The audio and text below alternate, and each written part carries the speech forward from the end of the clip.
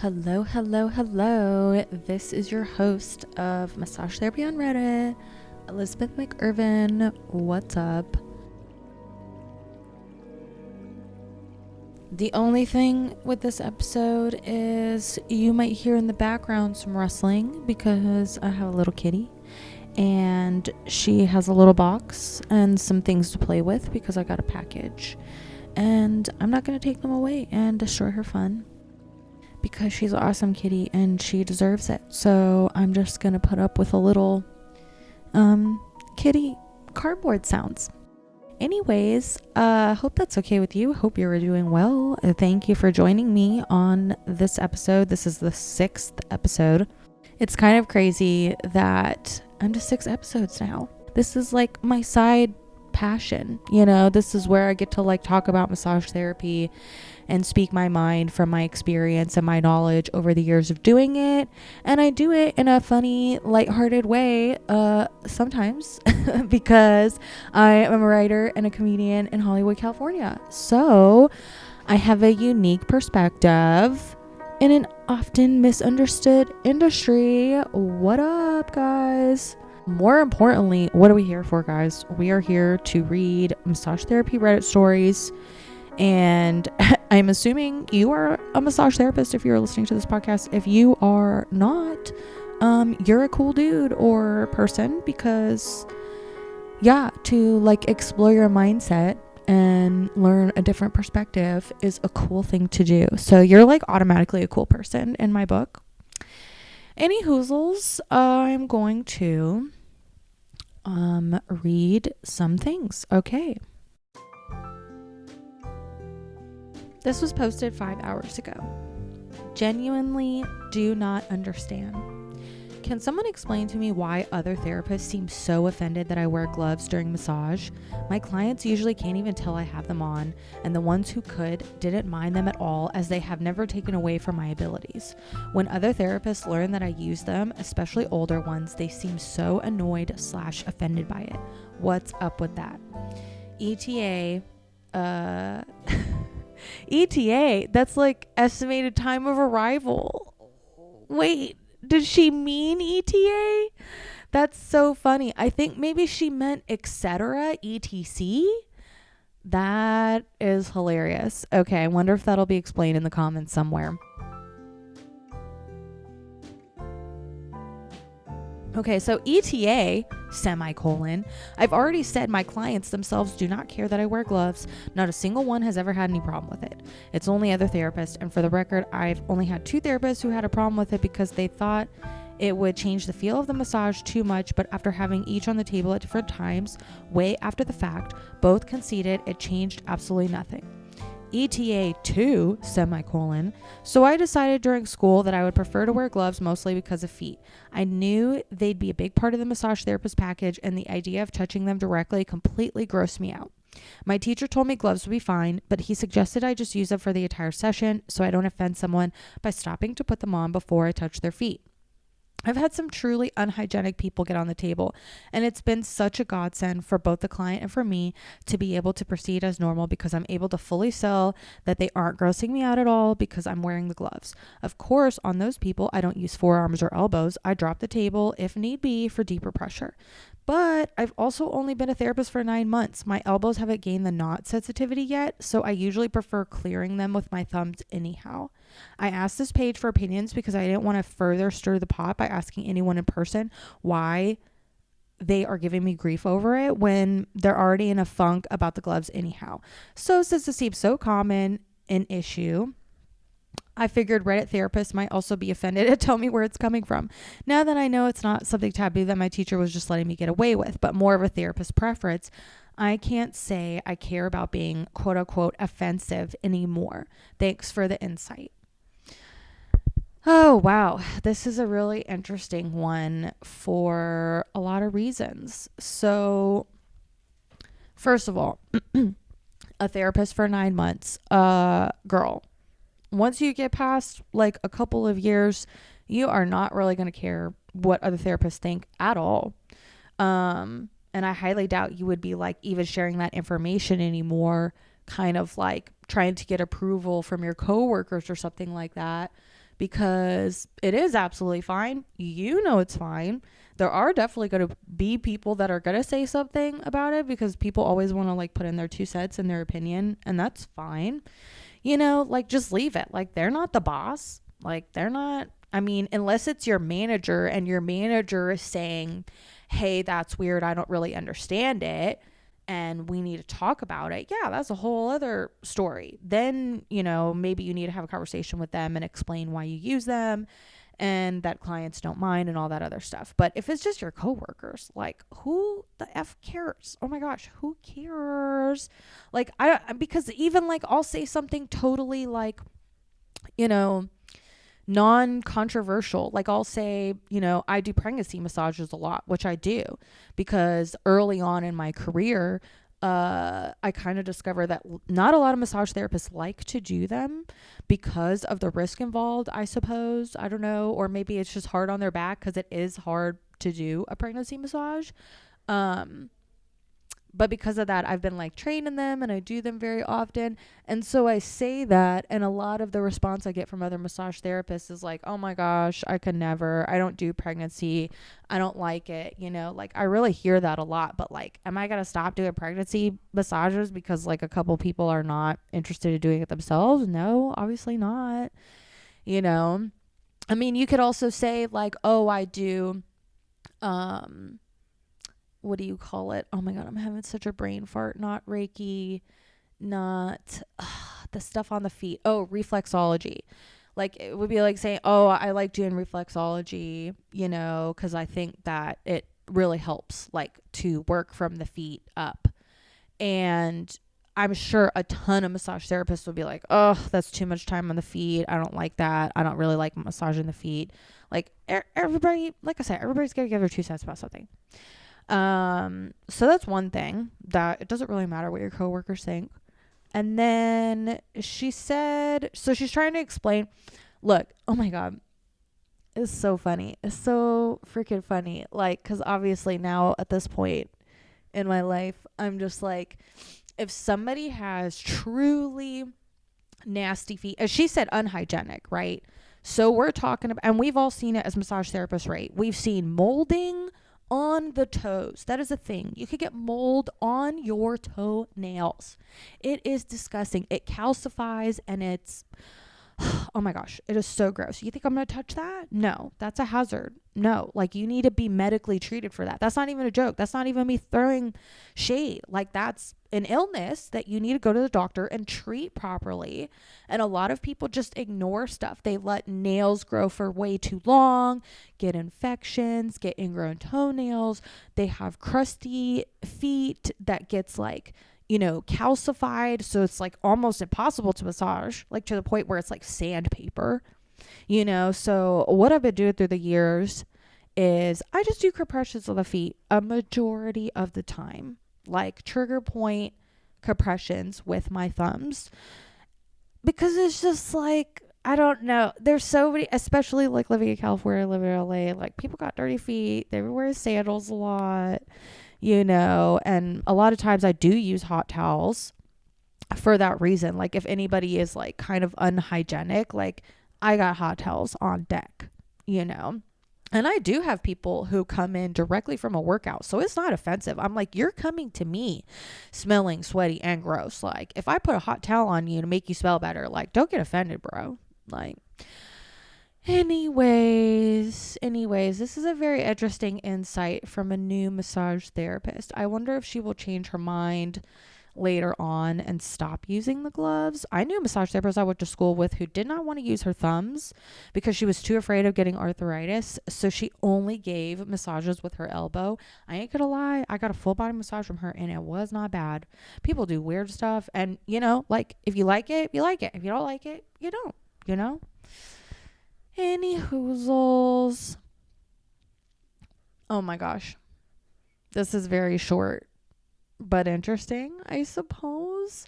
Clients that undress while you're still in the room. This is becoming one of my biggest pet peeves. I get that you, quote unquote, the client may be comfortable with it, but I am not. How do I deal with them? I'm a male therapist. Oh my gosh. Oh my gosh. I have a whole chapter in my book about this, low key.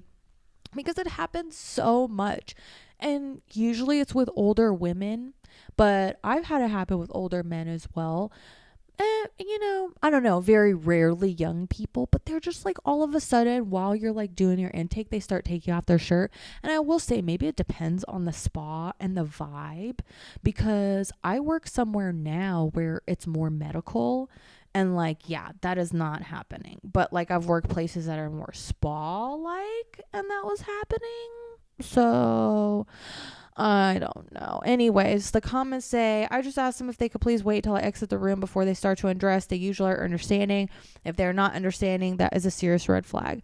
Yeah, I mean, I've definitely had to like tell people, because this is what'll happen. You'll say, oh, can you wait until I leave the room? And they'll be like, I don't mind. And I'm like, well, I do. Like, hello, does my comfort not matter? Do I not get to feel safe? People don't know, like, maybe I've been harassed at the workplace, maybe I've had something happen, maybe I'm traumatized, maybe I am sensitive to somebody undressing in front of me. Who the F wouldn't be? Ugh, people are so weird. Anyways, I'm gonna move on. Ooh, this is interesting. This is where my ADHD hyperfixation can thrive. Oh my gosh. Felt something new on client with low back pain. ...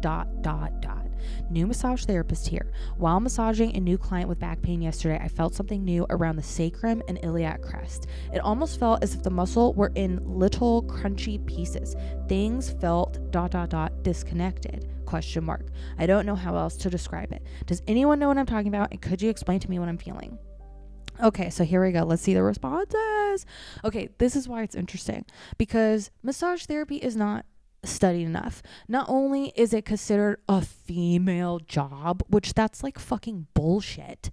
Of course, nobody's gonna study a fucking female job. No. If all massage therapists were men, it would have been studied long ago.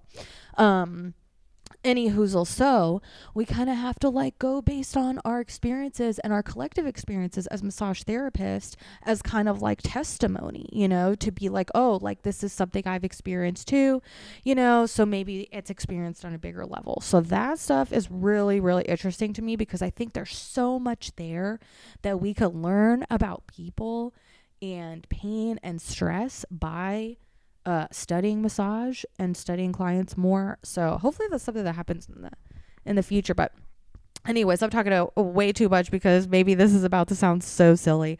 So somebody said, sounds like back mice possibly. There's these little lumps that people get. They feel similar to lipomas, and they're a herniation of tissue in the thoracolumbar fascia.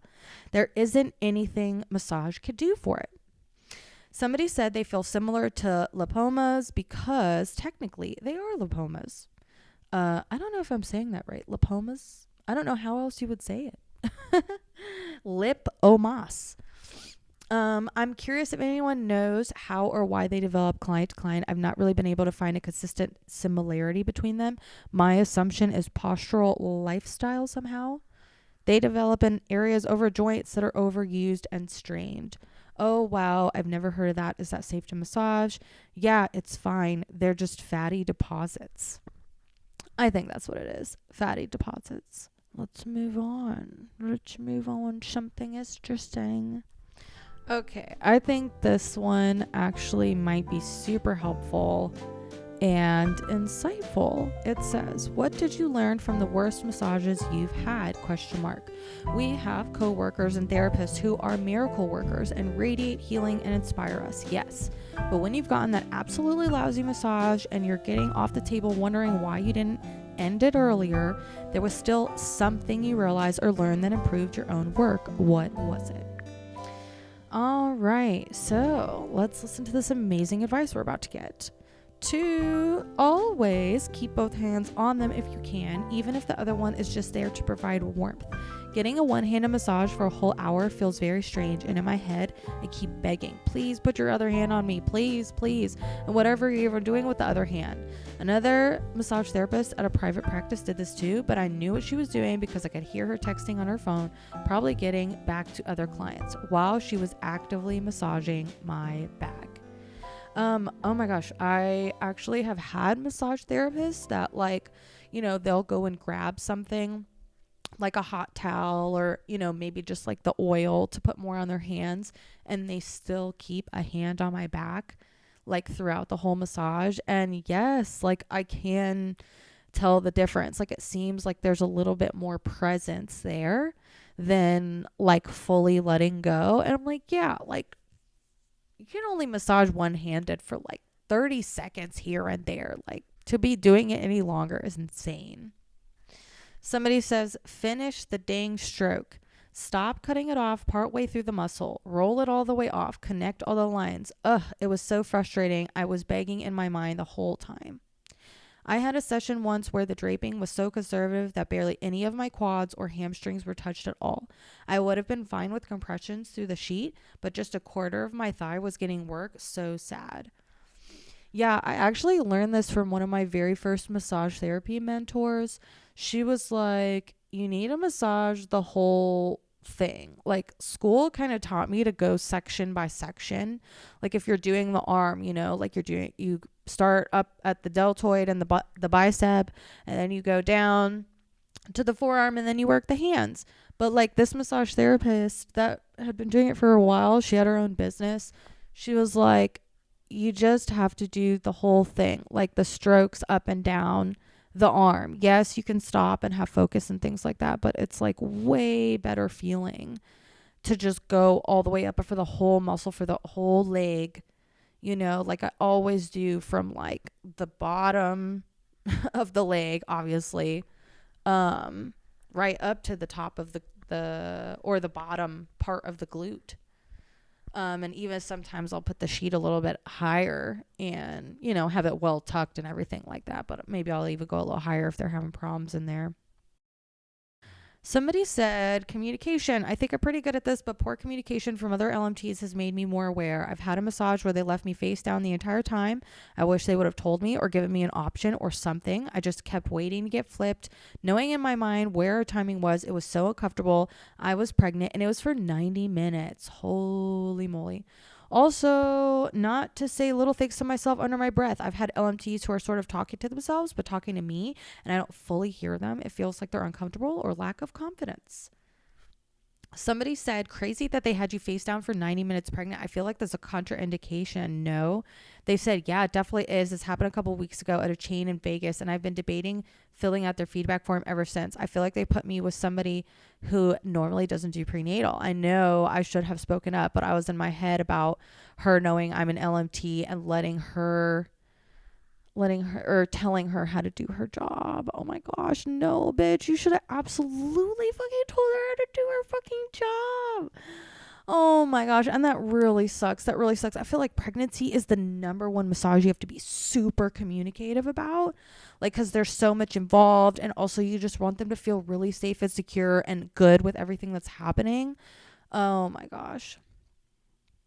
Okay, maybe this will be the last one because it's kind of long. But brace yourself. We'll get through it. It was posted a day ago. Had a client lie to get money off, and I can't shake it. For some reason, I can't let this go. Even though I've had negative feedback before, I think the difference is in the past, I could be humble and see where I could improve. Whereas this situation is wealthy people not realizing their words hold weight to the employee they're throwing under the bus. The context to these clients is super important. It's an older couple who both like very deep tissue. Unfortunately, the therapist that the woman really liked was caught stealing from our drawer and giving a massive discount to clients. I'm talking like $100 off. We are commissioned spa, so this is not allowed. So since this woman is no longer employed by my boss / the owner, realized this couple had been getting charged $150 less than what they should be, since that lady got fired would normally be the one to check them out.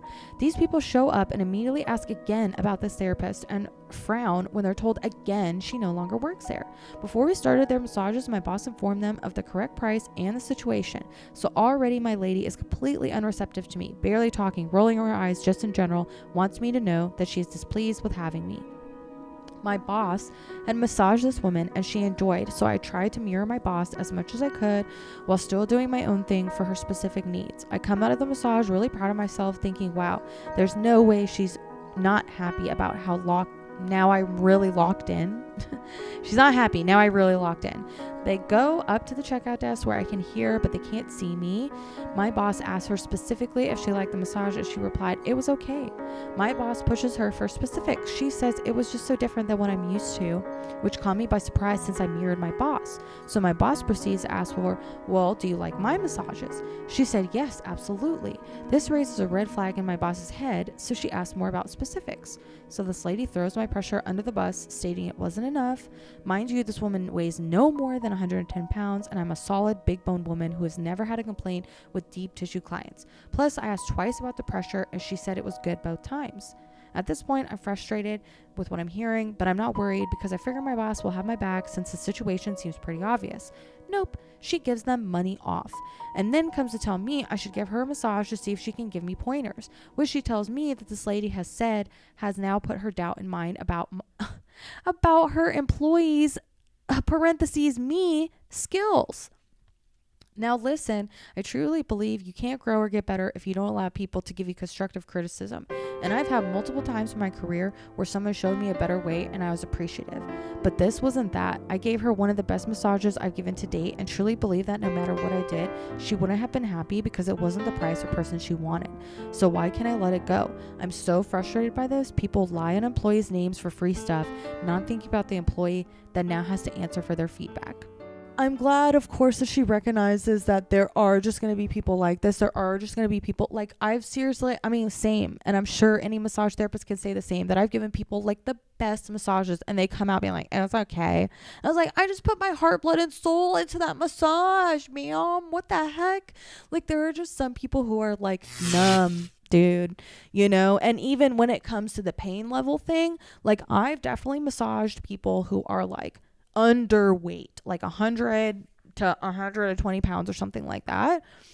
And like, I'm giving the deepest tissue. I'm like pressing into bone and they're still like, it is not enough. Like, those people, it's on them.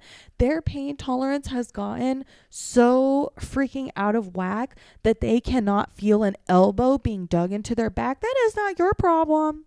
That is not your problem. I try to tell people, like, over the years, instead of taking it internally, I now tell people, if I'm giving deep tissue and somebody is saying it is not enough, I say to them, just to let you know, like, compared to other people, if I was doing this amount of pressure to somebody else, they would be screaming for me to stop. Like, your pain tolerance is like, you can't really feel like what's going on back here because it's probably gone on for a really long time. And then it starts like a good conversation actually. And they're like, yeah, you're right. I did really let things go on for a while. I wasn't taking care of myself for a while. I'm going to try to come back in more. My pain tolerance probably is off. I really don't even feel the pain. I just feel like the limited range of motion and the tension or whatever. So I feel like even being honest with them, that's not normal. But I understand. She didn't even say that. She said that the pressure was good. So she freaking lied. And yeah, you're going to have people like that too. But that boss, oh my God, I would be so pissed. I would feel so unsupported. Like, you're not an idiot, okay? You know the difference between Swedish and deep tissue, obviously. And if somebody's asking you for deep tissue, obviously you're going to try to give it.